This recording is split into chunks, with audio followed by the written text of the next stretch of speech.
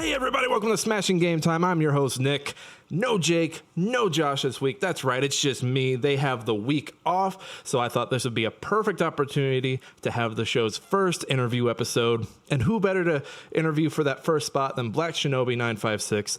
He's a variety streamer who I met playing XCOM Chimera Squad over a year. Oh my god, it's been like a year and a half now.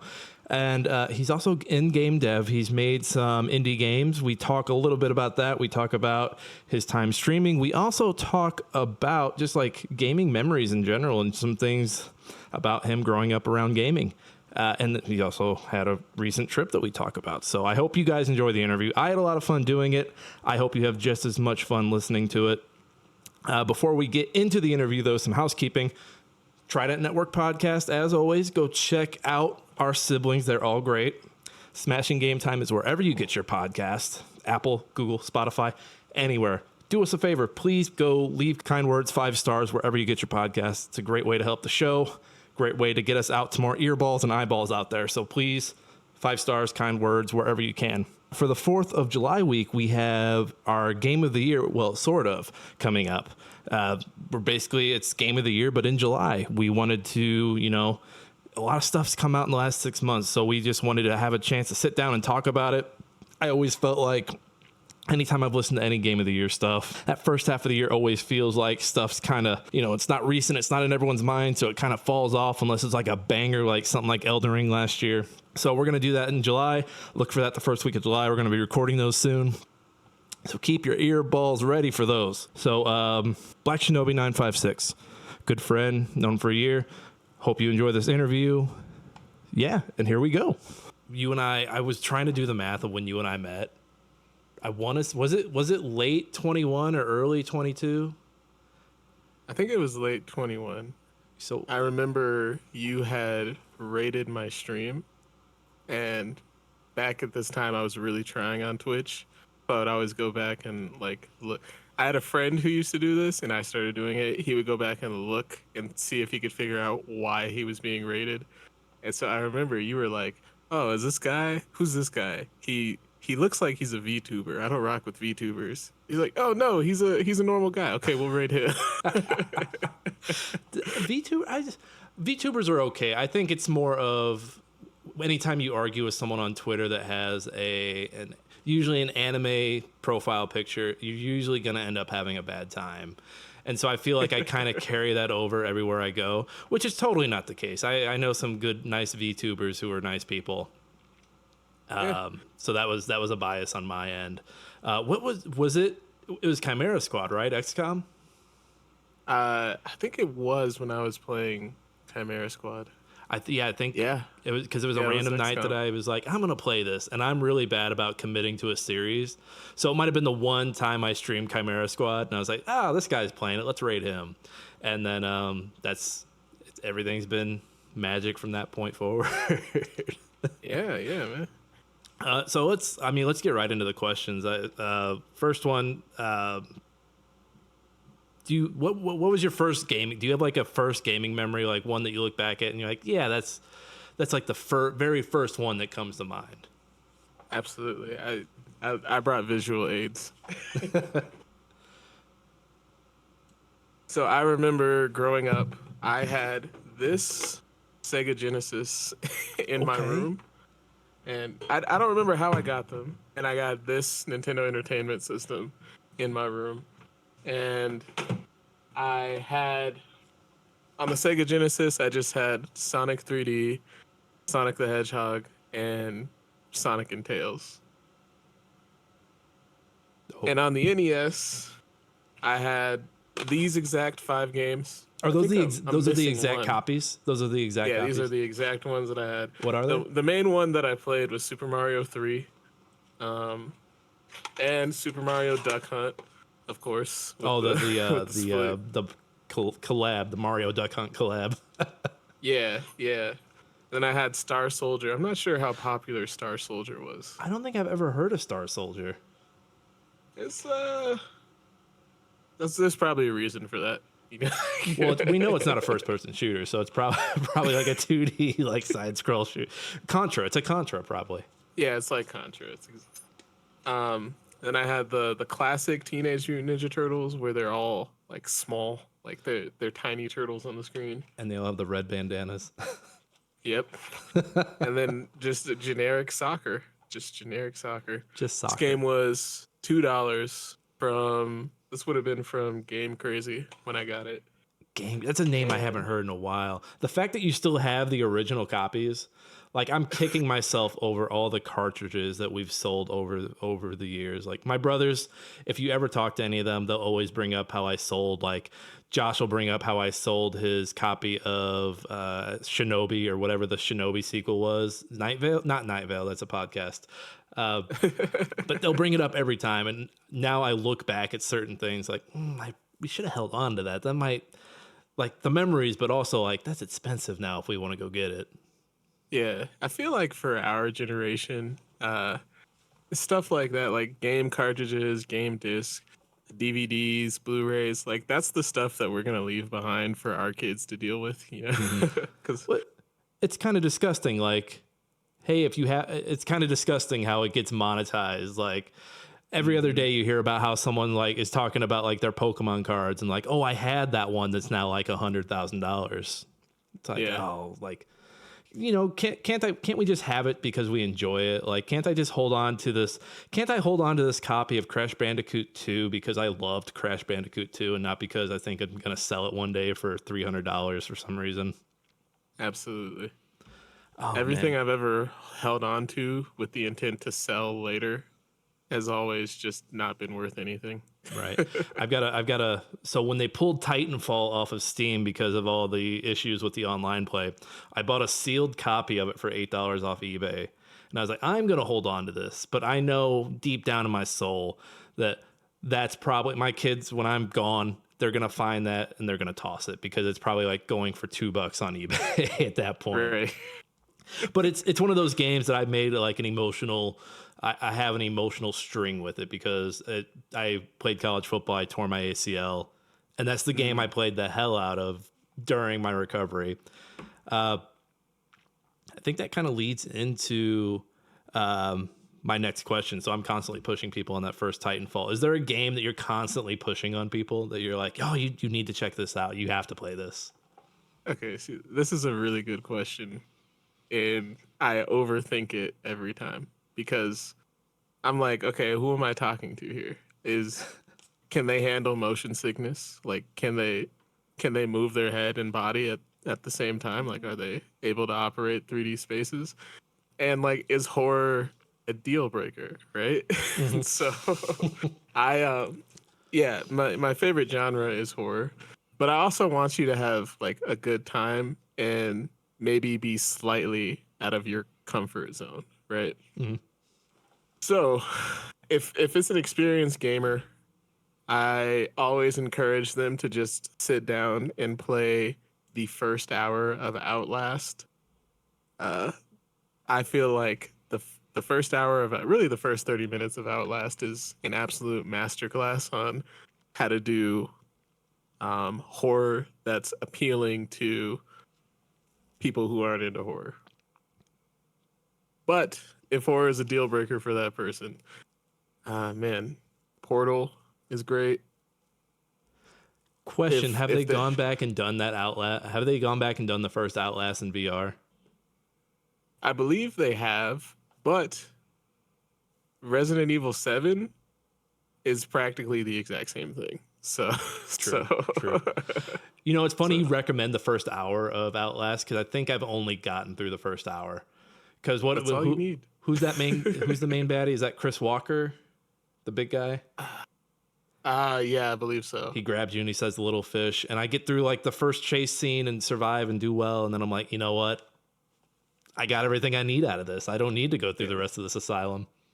Yeah, it's literally just like 3 more hours of that. So, It's too much. It's too much. And we have that game to thank or blame for the rest of the horror games that followed. yeah, man, it's horror is the genre itself is just in a really weird place right now. It's a whole lot of walking simulators, and there's still some good gems that come out here and there, but man, Speaking of walking simulators, have you played the demo that dropped? Was it earlier this week or last week for the Layers of Fear? I guess you could call it a requel that's coming out. Okay. Uh, see, I got beef with Layers of Fear, Well, so let's so I let's hear stayed this. away from Is it. it with like the actual game that's coming out, or like with the series as a whole? Just I can't even say the series as a whole. I played the first Layers of Fear. I played it for 2 hours, and I can't stand it when I don't know why I'm doing stuff, Mm, especially with horror games, right? Because to be terrified is not a feeling that I necessarily want to have. I have to be encouraged to have that feeling. I have to be intrigued in the story. And I just remember just being confused the whole time. And so I was like, I don't know what the hype is all about. I'm done with this. And I oh, never went back. he's an artist. Oh, okay. He's painting. Okay, the paintings are messed up. Okay, I hear you though, because I'm kind of the same way with Metroidvanias and Souls games. Like if I don't have a thread that's like, oh, this is like I'm on this planet because my ship broke down, or oh, I'm going through this castle because I need to kill Dracula. Like I'd say my version of Layers of Fear is probably Hollow Knight. No matter how many Okay, times I fair. start it, I'm just like, what am I doing? I'm a bug and I'm killing these other bugs. Like, what am I doing this for? What is going on? So Yeah, I totally get that. definitely. Dude, you're really good at leading into my next questions. I think you're doing this on purpose. I kind of wrote this one a little weird, but do you have an untouched game that you need to get to, or like kind of like your blind side? Like you're like, that this is a game I probably should play because I think I'd like it, but it's just collecting dust. I do. Um, there's several, of course. There's always several, but Always. most recently, the Dead Space remake. Mm. The original Dead Space is one of my favorite games, and I just haven't made time to go back and play the remake yet. And plus, I'm a little more frugal now than I used to be, so like I'm waiting for a price drop, you know. Right. Well, and they don't go on um, sale unless it's Steam. yeah, yeah, and okay, like the embarrassing ones that I feel like I should have played as a gamer. The Mass Effect trilogy None of them. is none of them. Well, okay. So I had answered this question the first time we were supposed to do this interview. So in that time, I did go back and play like the first mission of the first Mass Effect, and I really enjoyed it. I just haven't gone back to it. I'm going to be I honest with you, haven't. as someone who's played Okay. all three, and I'm going to catch some heat from this. The Destiny people hate me. The Arc people hate my brother. The Mass Effect people are probably going to hate me for this. You can skip the first one and be perfectly Really? fine. Honestly, you Okay. could just play two and be okay. Okay. That makes me feel good. That makes Maybe me that's mean, and but I think you can play two and just, yeah, I get it. I get it. and who cares what the Destiny people think? They're into Destiny, exactly. So their opinion went out the window when they got into Destiny. Absolutely. Absolutely. This is where you tell me you really into Destiny. You were like a light level 300. No. I tried. I really tried looter shooters.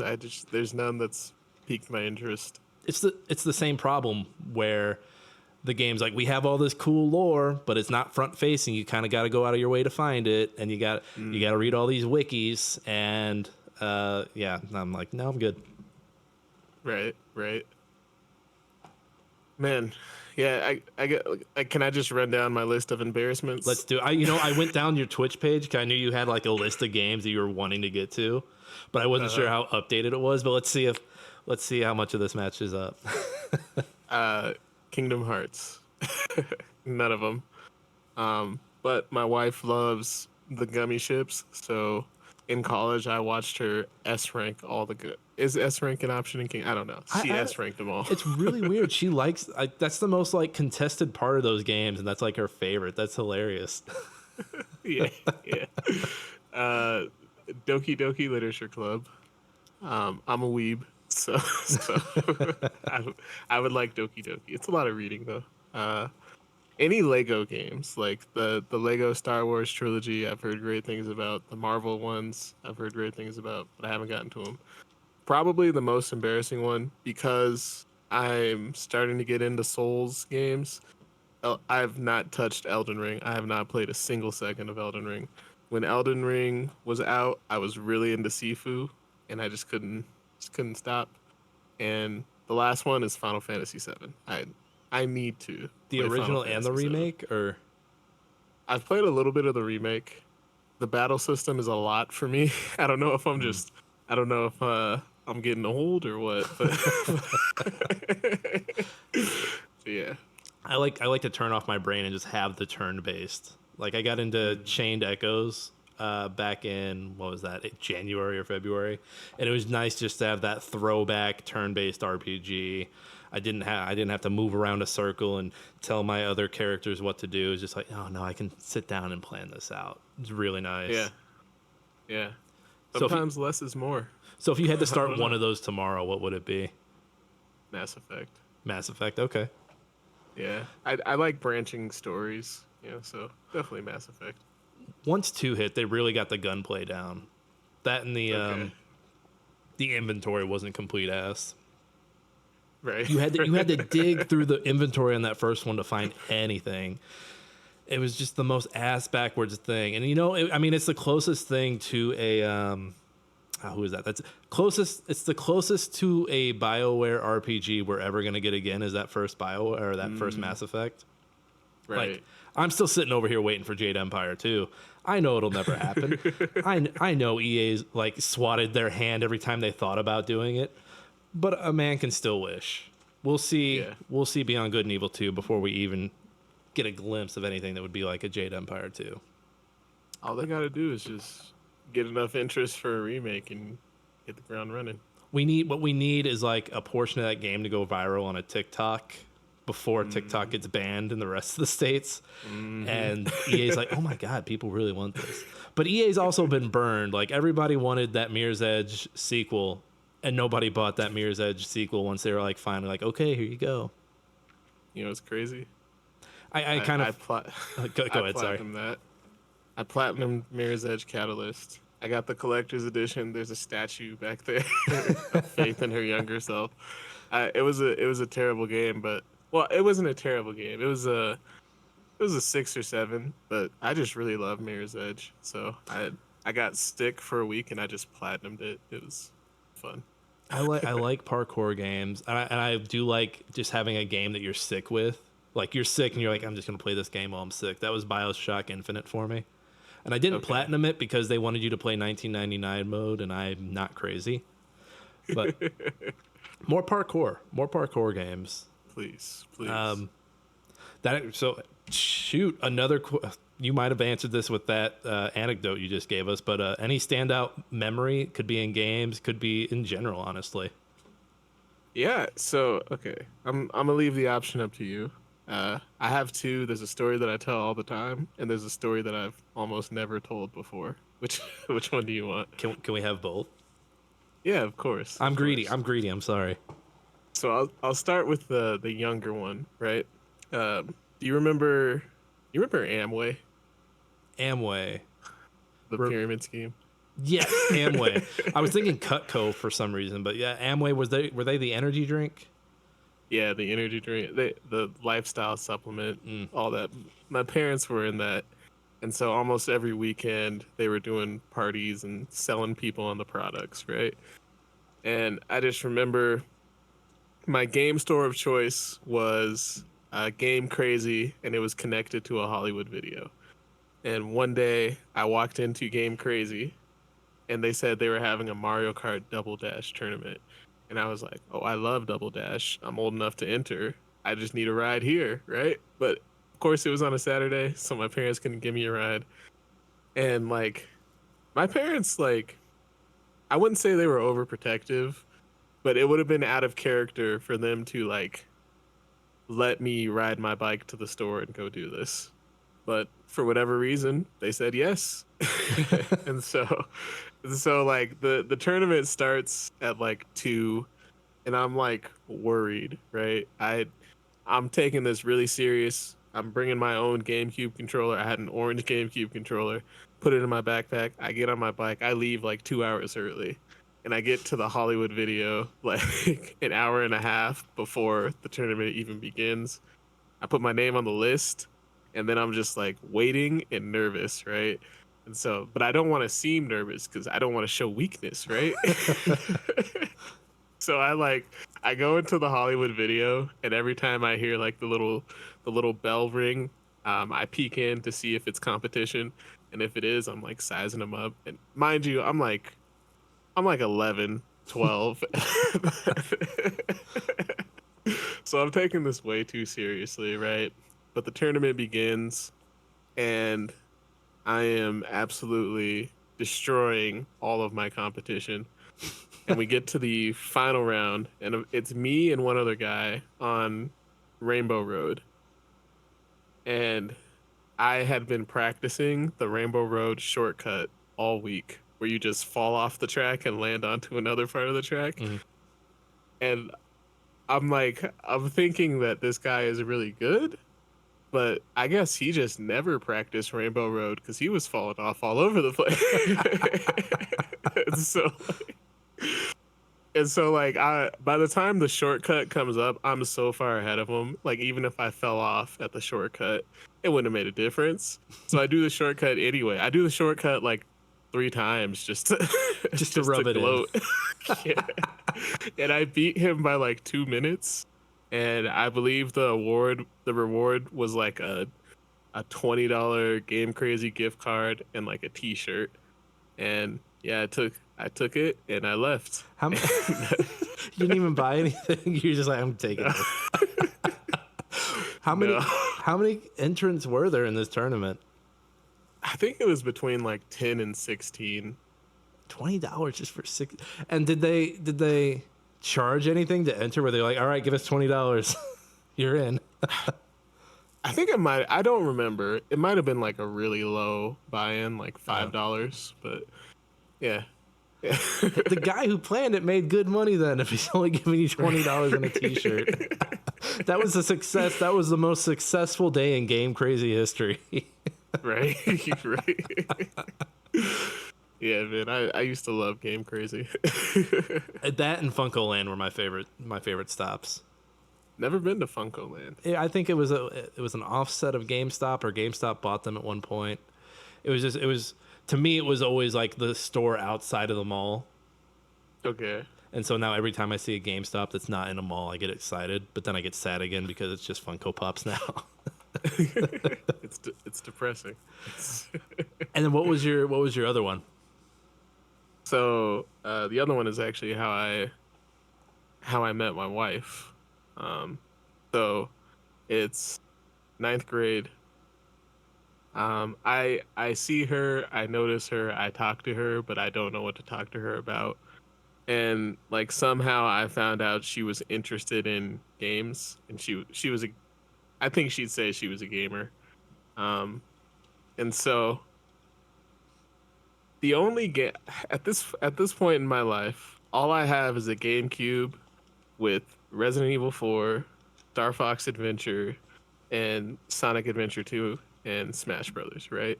It's a good library. So as soon as I find out she's into games, I'm like, oh, have you heard of Resident Evil 4? Because Resident Evil 4 is my favorite game of all time, right?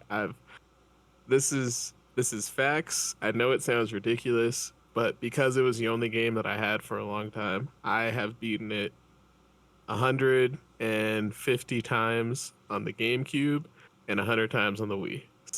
So How many times I have you played a beaten- lot of Resident Evil 4. Have you beaten the remake like 20 times already? No, I just finished the remake on Sunday night.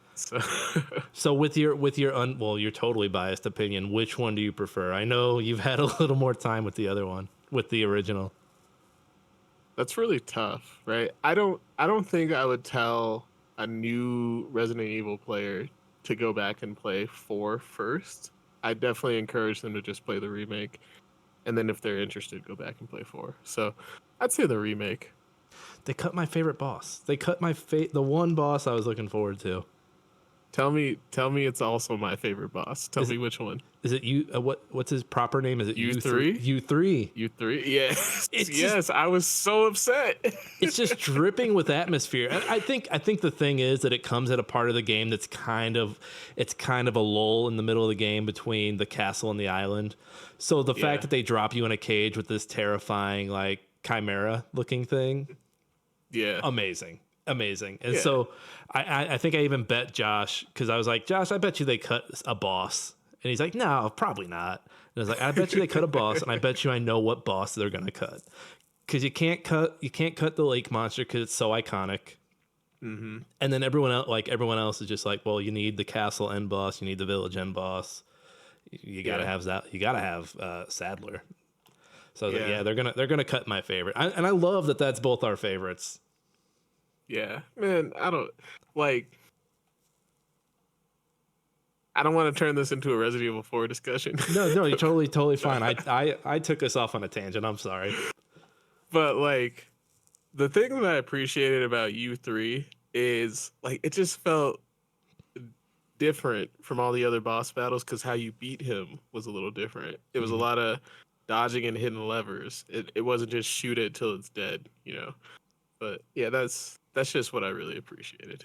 Yeah, it was an environmental fight, and then also he kind of felt like a callback to like, hey, this guy looks like a Resident Evil boss. This guy looks like an OG Resident Evil boss. We're gonna, hey, you guys that like zombies and like weird body horror, we're gonna throw this bone to you. And then in the remake, they're just like, fuck him, cut him, get him out of here. Yeah. And I give the remake props for making the story make more sense. Yeah. But still, I would have loved to see U3. Cut the thing in the. They don't even know its name. Cut the thing in the cage. Get it out of here. Yeah. But anyways, sorry. Yeah, I continue with your story. I'm so sorry. That's okay. So I find out she's in the game. Beautiful story about meeting your wife, and I'm just like, U3, right?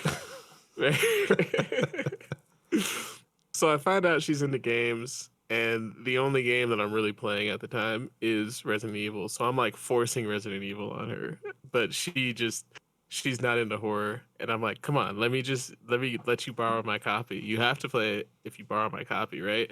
And so I give her my copy, and I check back in a week later, and she hasn't even gotten out of the cabin because she's like too afraid, right? Now I'm doing this not knowing that she's like I don't know, I'd call her like a true gamer, because like she had a video game Sherpa who introduced her to like Final Fantasy 7 and like the heavy hitters that are much more generally beloved, right? Mm-hmm. And so I'm like, okay, I have the infinite ammo, the Chicago typewriter, and the infinite rocket launcher. If I give you those things, you can just run through the game and you can just enjoy the story, right? Enjoy the story. And so I give her my memory card. Mind you, I only have one memory card. And she still takes a month to beat Resident Evil 4. So I'm just stuck playing Sonic Adventure 2 with no saves. so like the first 5 songs from the hero side of Sonic Adventure 2 are just engraved in my brain, and I can't get them out. I can sing them on cue. Like it's can't clear room for anything else. They're just lodged in there. Yep. And so after a month, she finally beats it, and she gives me my memory card back. And yeah, that's what kicked off our relationship. Her stealing my save files kicked off my relationship, and to this day, I'll be playing a game like I was playing Final Fantasy 15. I got like 3 hours into Final Fantasy 15. I got 3 hours into Horizon Zero Dawn. She'll just be like, "This looks cool. I'm gonna take over your save." I like that. Yeah, wait a minute. She comes in. You've played the tutorial, and she's like, "Yeah, I'll take this now. This is mine." Right. Exactly. Follow-up question. So you still have like all your old cartridges? Do you still have that copy of Resident Evil 4 laying around? I have the copy of the game. I do not have the memory card anymore, unfortunately. That's okay. Makes me really sad. It's just like looking back, the concept of memory cards is so like foreign to everybody now. It's kind of crazy, and just Yeah. like memory card economy, and like I remember having Gran Turismo 2 take up like 8 blocks on a PlayStation 1 memory card, but also not being smart enough as a kid to realize if I deleted one, it deleted all of them. So Right. losing Right. like a big career mode after hours and hours and hours just because dumb kid deleted a single block and thought, oh, I probably just deleted like one thing. Deleted Yeah. all of it. Yeah, man. There's just the concept of blocks of memory and not like gigabytes Hmm. is it's hilarious. It's funny. It's always funny when you go back to like an old game and you're like, that game was huge. I remember it being so huge. And then like coming to Steam and like, oh, this is, yeah, I love this game. So like, I think one example for me is the Prince of Persia Sands of Time. One Hmm. Yes. an all Yes. timer for me. And I was like, oh, that game's got to be huge. I remember those levels. And I'm looking at the Steam page right now. Space required 1.39 gigabytes. So small. And it's just like, wow, it's a little baby file. Microsoft Word might be bigger at this point. Right. Runs like butt on Steam, by the way. I wouldn't recommend it. Right. And Let then, me let me ask you something. okay. As a man with kids, right? Hmm. How how are you going about introducing your kids to games? So that's actually really fun. So my son Gus does have a tablet that he'll play. He plays this little game, and I don't know what it's called. I should probably know, but where there are these numbers and like there are little creatures like floating around the screen, and you got to drag them into their spot. But as you're dragging them, they're saying what they are. So like when he touches one, and you Okay. think it'd be annoying, but it's actually kind of cute. And you're like, this game is adorable, and it's just teaching him these numbers, kind of teaching him some basic addition. But there's another game that I actually started playing with him on this PC. I downloaded, so I've started this thing where I will go into Steam and see what all the new releases are. Mm-hmm. And there are a handful of times where there's a lot of free games that come out on Steam. So I've started playing some of those just to, get out of my comfort zone, play some new stuff. And one that I almost said bought, but it's free, is this game called I Commissioned Some Bees. Okay. This dev is, who is this? This is Follow the Fun. And so basically, this guy commissioned like 10 paintings, covered them in bees, and you just got to click through the bees. Huh. That's it. And so this was a free one. He's got some other games that aren't free, like I commissioned some cats, I commissioned some dogs. Same idea, just not bees anymore. Okay. So him and That's I will cool. come down. Gus and I will come down. I'll put the game on. Music's very good for a free game, by the way. Mm-hmm. And I'd be like, hey, do you see any bees? I'll scroll in like, hey, do you see any bees here? And he'll point them out and I'll click them. And it's just a fun, good time together. Right. Man, Otherwise, that's cool. otherwise, I'm trying to limit it. I don't want him to get too into it because I want him to Yeah. form. I want him to form his own hobbies. I don't want him to be like, oh, dad does this, so I want to do this. Okay. I always thought it was That's fair. weird. Like one of the most popular How I Met Your Mother episodes was the one where they're obsessed with showing their kids Star Wars. Uh-huh. I've always been weirded out by that. Like, yeah, show them, but don't make it this. Don't force it on them. Like, because I feel like a lot of people who do that, they turn around and then when their kid comes back with who's the guy with the hat that kids like now, like Blinky or whatever his name is. When the Mm-hmm. kids come back with that, the parent has no interest. So it's like, okay, you want them to like Luke Skywalker, but you can't shut up and enjoy Bluey with them. Get the fuck out of here. Yeah. Yeah. I've always hated that. Yeah, no, that's fair. That's fair. He'll probably have a game console in his room. I mean, I remember growing up with a PS2 and a copy of Vice City. Probably won't be anything like that, but Mm-hmm. I mean, I can't protect him from everything. So he's gonna play an M-rated game, probably hide it under his mattress. Yeah. The hard drive. It won't be a hard copy. It'll be a hard drive. He's got That's Doom awesome. 2016 on here. My God. This kid, no. My baby. My baby. I like I really want to be involved in my child's process for picking their gamer tag because they used to be so permanent for us. Like I just want to walk through it like, hey, this might be something people still call you when you turn 30. So, so what, Is do you that think you'll still like purple castles when I was gonna ask, is that the origin of Black Shinobi 956? No, my first gamer tag, so dumb. I misspelt it, right? I used to be into a style of music called hyphy music. Think E40, Tell Me When to Go. I Okay. know you know this, Nick, Okay. but uh, but it was supposed to be hyphy Rye, because my real name is Ryan, Mm. and then the 956. I got the 956 from my wife. That's the number that her and her all her sisters use at the end of their gamer tags, right? So it's supposed to be hyphy Rye 956, but I forgot the Y in Rye, so it was hyphy R, and everybody just called me Hypher. Nobody really knew what to nobody really knew what to say, and it was like that until I created my gamer tag in like 2008, and it was like that all the way until like 2018. And I finally decided to change it. I like Naruto, so that's where the Shinobi comes from. Matte black is my favorite color, so that's where the black came from. And then 956 at the end. Yeah. I like that. I like that. And even though like the gamer tag had like the typo in it, like you just it's one of those things you kind of just embrace. You're like, you know what, screw it. I am high for Yeah. 2008 to 2018. So you had it all the way from Gears 2 to Gears 5. That's crazy. That is crazy, man. Just Right? thinking Ooh. like the fact that Gears of War 2 is 15 years old. Oh my god, I feel so old. Yeah. Yeah.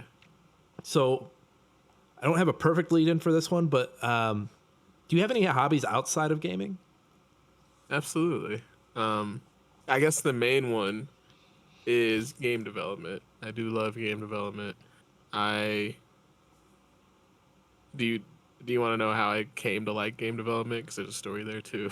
Was it is it the does it involve the game jam stuff that you talk about, or was that just something that came as a result of you getting into game dev?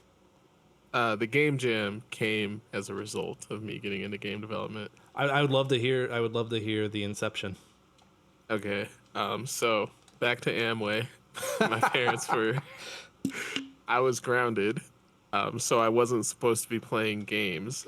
On this particular day, my parents had an Amway conference out in Colorado Springs, which is an hour and a half away from where we were living.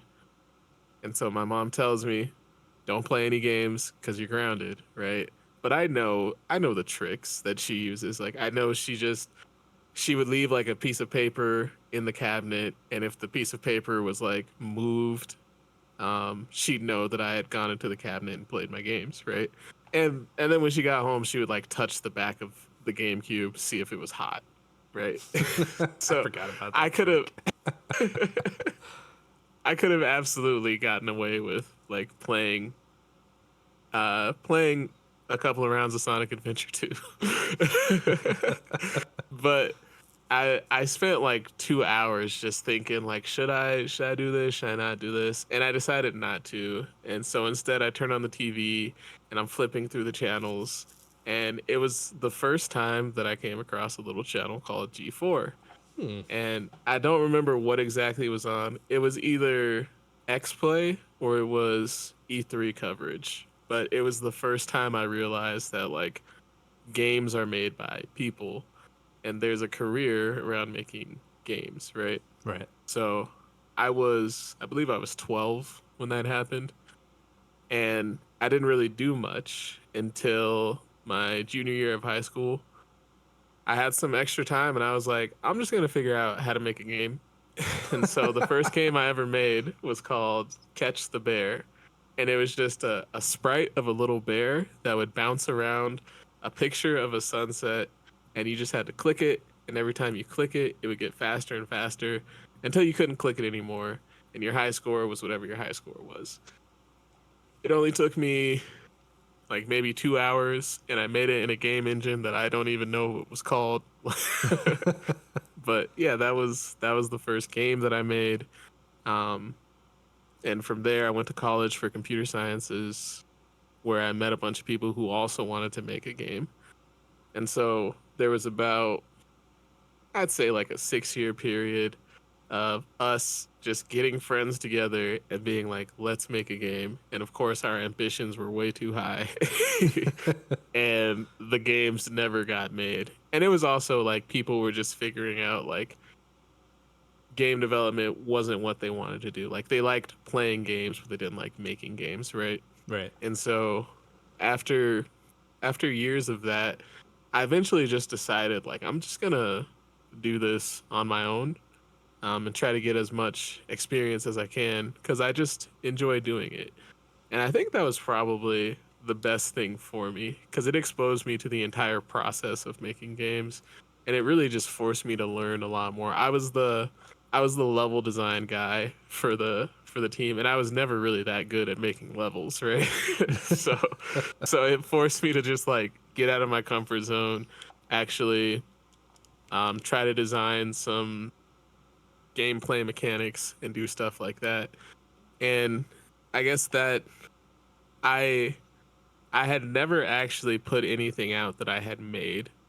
I would always like there's a blog um that I had made where I would just write about stuff that I was learning as I was making games. But I would never actually release anything that I made. Probably because I just didn't think it was any good. So in 2022, last year, I decided to join every year. Itch.io does a game jam called Game Off, where you just have a month. You have 31 days to make a game about a specific theme. And the theme for that game jam was cliches, right? That was like insanely difficult to come up with an idea for. Like, of course, they help you out. They're like, oh, an example of a cliche is like a loose cannon. So you can make a game about a cannon that's on the loose, right? And so, like, I decided to focus on just the cliche from Resident Evil 4 of the merchant just always conveniently being there. So I decided to make a short little level about a merchant that has to knock people out so he can go set up his shop. And then the protagonist would meet him there. All I got was the merchant going through the level and knocking people out. And it is by no means, I would not call it a good game, but it's a milestone for me. Well, these are And these are one, 48 out. You have 48 hours to make these, right? this one was 30 days. 30 days. Okay. Yeah. And don't get me wrong, like people made some really good games in 30 days. That's just not where my skill level is right now. I'm still learning a lot. So, yeah, because you have to actually release the game in order to complete the game jam. That's The Merchant is the first game that I've released. And it was called The Merchant, Yep, and it's on itch. it's on itch. I'm gonna play that. 956. You know I'm gonna play that, right? Go play it. Go play it. It's it'll take you can speed run it. You can beat it in like 10 seconds. Hey, you But know it what? was When I get Go ahead, when I go get a ahead. shorter, like these longer movies and these longer games, anytime I get a game that I can beat in like a few sit downs, or a movie I can watch in like less than 3 hours, well, I'm Right. here for it. Right. I'm here for it 100%. Right. I had a fall. So it sounds like this is like it sounds like things like the game jam and the other events that you've been into are kind of like a smaller scale. Have you seen the Psych Odyssey documentary, the Psychonauts 2 documentary that went up on YouTube back in like February? No, I haven't. So they had an But event. I'll watch it. There's like 36 episodes, so just get ready. I think I watched like 33 of them before I was on paternity leave, and I still need to go back and finish it. But there are these episodes where they take a break from whatever games they're working on, and the whole company gets together to kind of do like a game jam. They'll make like everyone will pitch a game, and the company will pick a game. Tim Schafer will pick a game, and then two are like the pick from fans. And so they'll have 4 teams making these games. I think they have like a week or like 2 weeks to make them. and then they'll play them in front of Tim. Tim will give them notes, and I think they've started release. I wish I remembered what the name of it was, but they release them in like packs, I think, on Steam, and they do it every 3 years, I think. So like they That's have because so cool. the documentary follows them from before Psychonauts 2 was announced all the way up to release. So it's what is that, 6 years, 6 year Yeah. long documentary of them following Double Fine around doing all that. If I can Yeah. remember the name, I'll send you a link to it. But that got me really, that part of it got me really fascinated. And like I know like you guys are doing it solo, but like just seeing like all the work that goes into making these games, like like a fast turnaround, whereas like the normal like cycle of making a game, it could be you start making something and then like 3 years out you're like, okay, it's coming out, and then you've released Suicide Squad when games as a service are dead. Yeah. Yeah. But do you have any advice for anyone who is thinking about like, hey, I really like playing games, I'd really like to get into making them, or anyone who's grounded from their games looking for something to do? Like, what would you say to someone who's thinking about getting into it? Any advice? Yeah. I guess the main piece of advice would be just start, because gaming as an industry is still the wild wild west, right? Like companies are still figuring out like what works, what's turns out uh, we just figured out that crunch is terrible, right? Right? Shock and awe, right? But like you go back and you read like Masters of Doom, and this dude is about to miss the birth of his first child just to put out the original Doom. And it's like, yeah, that's just what we did, you know? So just start. Don't worry about like picking an actual engine um that other game developers use. If your skill level isn't um up to par with what's needed for Unreal Engine or Unity, like don't worry about that. There's RPG Maker. There's plenty of engines that require no code, and just go make the simplest game that you can think of. Complexity kills projects when you're working on your own. So just start small, start simple, and just go for it. I hope that's good advice. No, that's great advice. I think Media Molecule, Dreams is still. I think they're shutting down Dreams, but Dreams is still out. So I think that's Hmm. like a good starter probably. Yeah, yeah, What are your thoughts on things like Dreams? Because I see them and I'm like, yeah, that's cool, but I'm just gonna end up like making this thing that I'll play for 2 seconds and then never look at again. yeah. I think it's hard for me to say. Man, I'm trying to figure out how to say exactly what I want to say. I Keep know it. literally one person who's learned how to make who's learned how to make music by using dreams, right? And Really? yeah, I'm sure for that one person, dreams is totally worth it. And because of stories like that, that's what makes the platform intriguing, right? And so my general thought is, if you're not like locked into something creatively, just try it. You know, some people's creative outlet is Minecraft, like, and they make some amazing stuff in Minecraft. Like, you stick to Minecraft. It's a good place to be if you're happy and you're making stuff. I love that. I do have a follow up on that.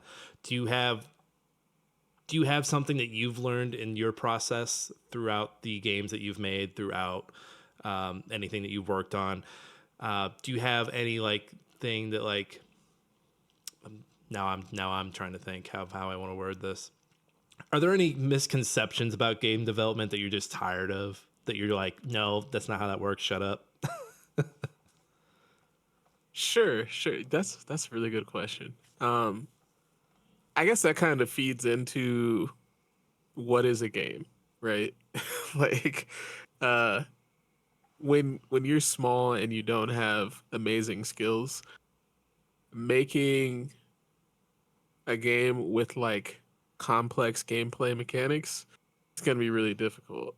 So a lot of people, a lot of developers will default to what I call walking simulators. Like it's really easy to make a horror walking simulator. That's why there's so many of them, right? And yeah, sometimes it gets annoying to see the genre go that way, but I'm also happy that people are able to, whether it's just one guy or maybe it's like four people, they're able to work on something that they legitimately enjoy doing, and they're able to put it out, and other people legitimately enjoy it. So how do I tie this back to, um I guess I would say like the definition of what is a game is changing, and it seems like a lot of people aren't really with it. Like I think back when we were growing up, Stardew Valley probably just wouldn't have been a thing.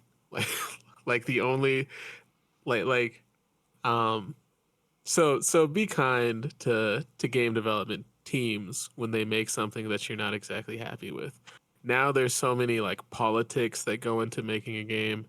It's just easy for stuff to end up like Suicide Squad ended up. A game as a service when games as a service are dead. Like that's an example of like corporations listening to trends that are kind of stale and expired and not really listening to the people that are playing games and making games. But does that answer the question? I Yeah. kind of just Hey, rambled. you guys made all those Dark Knight games everybody liked. You guys want to make a Destiny influenced Suicide Squad game? We think you'll be Destiny's perfect for poison. it. But I think you're 100% right on Stardew Valley. I remember back when I was a kid, and I was an asshole, but like thinking like Animal Crossing, that's not a game. The Sims, that's not a game. That's just something that you do. Well, I mean, and it's all just stuff that you do, but just that weird gatekeeping of like, no, not my Yeah, games, not over here. And yeah, now I look at it and I'm like, Wordle's a fucking game. Get on in here, you right, guys. Come on right, in. Water's right. fine. I think the bottom line of what I'm trying to get at here is, um, because gaming has expanded to reach newer audiences, newer crowds, that just brings more money into the industry. And we keep hearing stories of crunch, stories of uh, games that we love getting canceled. Cough, cough. Titanfall 3. Cough, cough. Scalebound. um, yeah, yeah. But like more money in the industry is only a good thing. So like try not to gatekeep. Like just if a game's not for you, it's not for you, and that's fine. No one's gonna make you play it. Like it's yeah, yeah. That's I think that's what I'm trying to say. I got you. There's still plenty like I think a pet peeve of mine is like I'll be on Twitter or I'll be on Reddit and everyone will be like, gaming's just not as good as it used to be. And it's someone that's only played like Call of Duty for the last 10 years. And it's like, dude, have you not played Undertale, Celeste? Like have you not like Dredge, dude? Have you not played Dredge? Like come on. Like you're telling me you're upset because you've been playing Call of Duty for the last 10 years and you're bored with it and that there's no good games? Like, come on, bro. Yeah. Come on, man. I know we've gone a little off. I know we've gone a little off script, so I apologize for that. That's But fine. the game dev stuff does excite me. It's not every day you get to talk to someone who's doing the thing, man. I know we're coming up close to time. I did want to ask you about your trip to Japan. The highlights, like the things that you remember the most from the trip, things that'll stick with you forever from the trip. Whatever you want to talk about. This is Japan hour right now. That's a really good question. I guess the first thing I'd say is Japan is wonderful.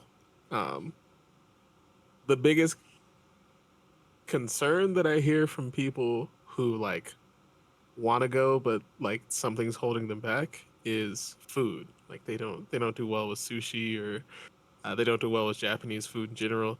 I'm here to tell you that Japan is set up exactly like America.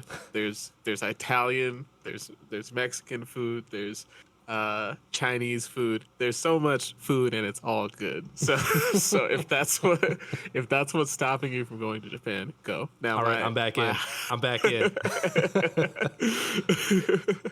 my highlights. I'm not really into like touristy stuff. So the stuff that I enjoy is just trying to do what the locals do, trying to live how the locals live. So I was just happy like riding public transit. Like riding buses in Kyoto is just the coolest thing ever. Like sure, it's hard to get used to at first, but it was a lot of fun. Um Visiting supermarkets, their supermarkets are so cool. Like, In what way are they just like? Are they compact? Like everything like is like pretty bunched up, or everything is way cleaner out there and everything is just much more organized, so much so that like there's a lot of people doing jobs that I would say are useless, right? Like every parking garage has a guy that just waits and stops people from crossing the street to let cars out or in. Like you don't need that. I love this guy. I want like we need that over here. I can think of a few parking garages where I'm like, we need someone stopping these cars. Right, and the cool thing is they take the job so seriously. Like they will not be on their phones. They are alert and paying attention for just 8 hours. Right, that was cool to see. But the supermarkets, because of the cleanliness and the organization, everything just looks visually appealing. And then on the tech side, we went into a couple where you walk into the store, you grab like a little phone and you put it on your cart, and as you're going you just use your phone to scan all the groceries that you're getting, and then when you go up to checkout you just scan the phone on the cash register and then you pay and then you leave. Like That's that was just crazy. neat. That was just really neat. Do they have a person that like stops you like, hey, you need to like pay? Like, I see your phone. I see you've got $100 in groceries. Let's pay up. Like not in the way that like Ross has a loss prevention person standing at the front of the store. Right. But like I don't, their society is so polite and trusting that I think everybody just like everybody was just going to the self checkout and doing it. Like sure there was a person there, but they weren't like watching to make sure people paid. They were just there if people needed help. Like, Yeah, it's self checkout. It's like, oh hey, your shit's broken. Let me help you. yeah. So that was neat. I did the craziest thing was we visited a church out there, and there happened to be two people that like lived 10 minutes away from me in Colorado, that were there at the same time. So we made like new friends through that. Like that was What the? right. Like what are the odds? What are the odds? It's crazy how that happens. I not to digress too long, but a lot of the friends I made in college were people who lived 10 minutes away from where I was before I moved to college. Yeah, it's insane.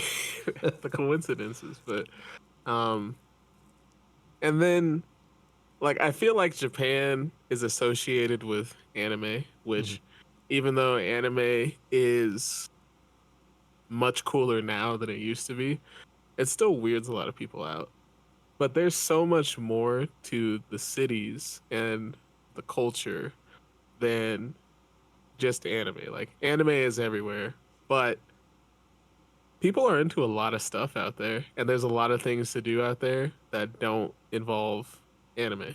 So if that's another thing that's stopping people from making the trip, like going to Japan just for anime would be the equivalent of like coming to Colorado just for the plains. Like you're not even gonna see the mountains. Like like you're not even gonna see. So yeah. It's like going to Colorado just for the weed culture.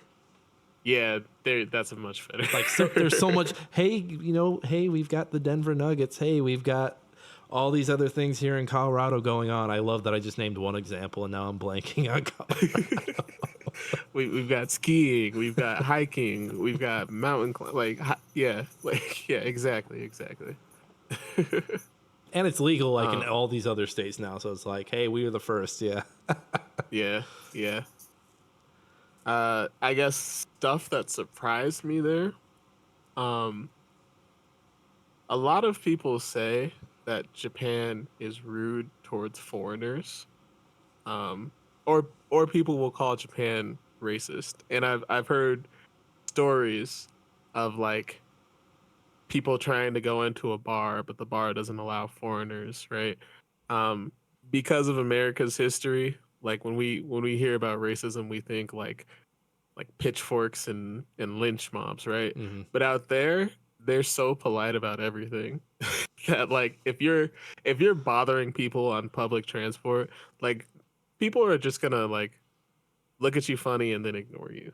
Um, and if you're denied service somewhere, it's not like a oh get out of here we hate you. It's like a I'm sorry the rules are what they are, but there's this other place that's like actually better than this place. You should go there, right? That's So weird customer service, but it's so polite. yeah, it's very confusing. And from what I saw, as long as you just do your best to behave like they behave, you're not gonna have any issues, and everybody's gonna be really nice to you. Mhm. Like the foreigners, well, yeah, the foreigners, because there's a lot of Americans, Europeans, yeah, Americans and Europeans. Like if they were loud on the train, people would get visibly frustrated and upset. But me, I'm 6'2". I'm a little intimidating. They treated me so politely because I just did what they did. I offered my seat to the older people.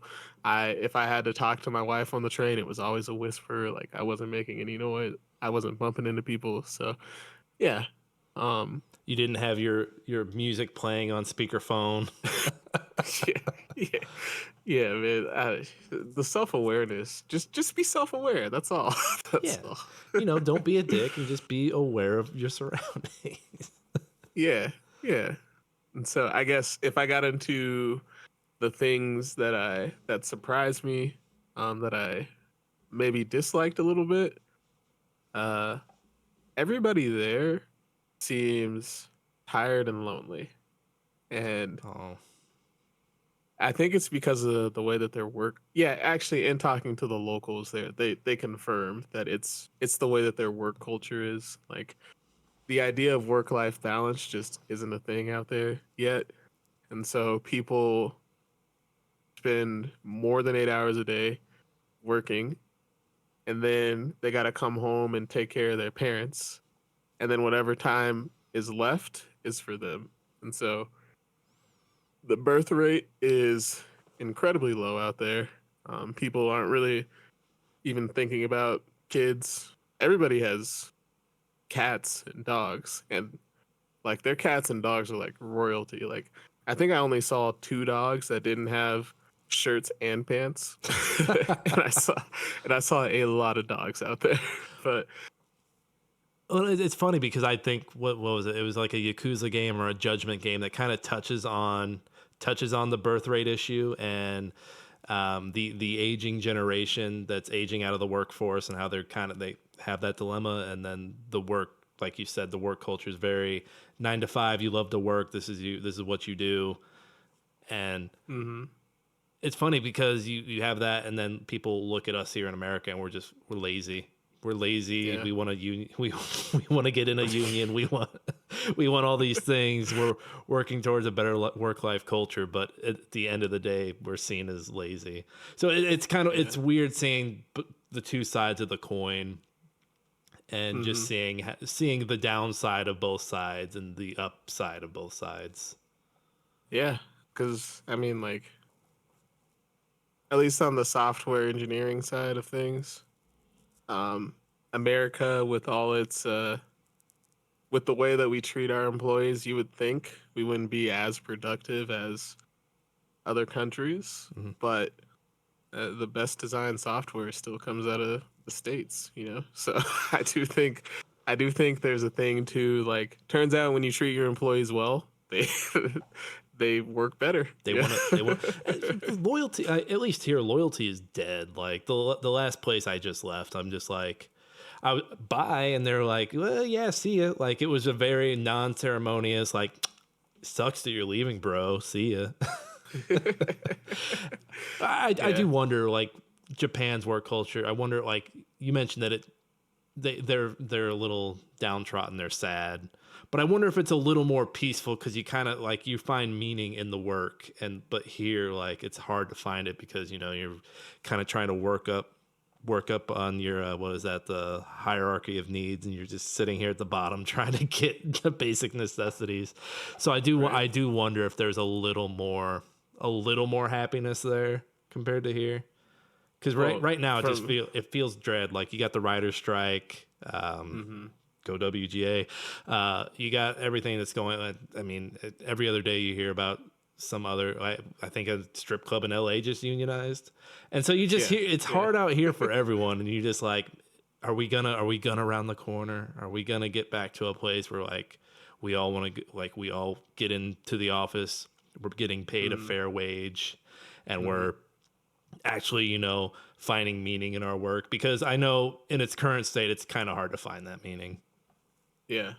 From the people that I talk to there, money is also an issue. Like even worse than here. Like a guy who does the same job as me makes a fourth of what I make out there, and he's been doing it for twice as long as me. So like climbing, climbing the ladder is seems to be like not great there either. Like bonuses and raises seem to be from the small sample size that I talked to.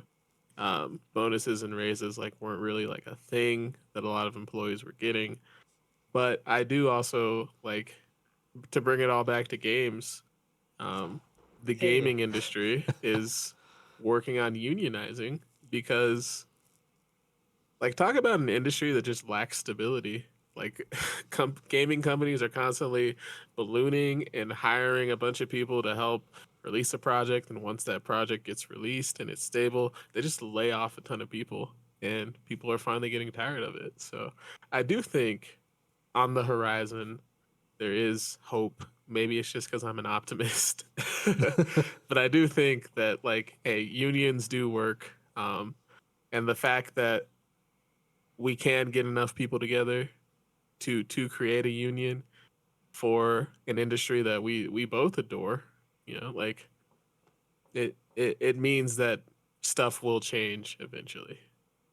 I look forward to it just because I know, like looking at it from not only the game development standpoint, but looking at it from like the games journalism standpoint, you see a lot of like companies like trimming or just outright going out of business. I know Vice and Waypoint are on their way out here in the next few weeks. Other like gaming podcasts had to make cuts to like keep going. And hey, we're self-financed here at Smashing Game Time, but I look at that and I'm like, man, like it's almost like it's becoming a hobby again. And you Yeah. kind of see it give way to like the more of the personality side. And then you just kind of like, oh, that's because like the personality side feels more like advertisement than anything else.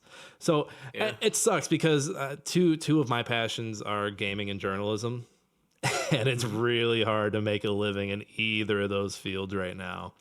But my Definitely. heart goes out to anyone that's struggling in that field right now or just gone through a recent layoff. I know we're getting close. We're just about out of time, but on your way out, do you have anything you want to recommend? Any cool thing? I know a lot of podcasts do cool things at the end. Is there anything that you want to recommend to folks, or anything from you that we can check out? Anything you want to plug? Okay, we can start a cool thing, right? Yeah, you start a cool thing. Maybe we should.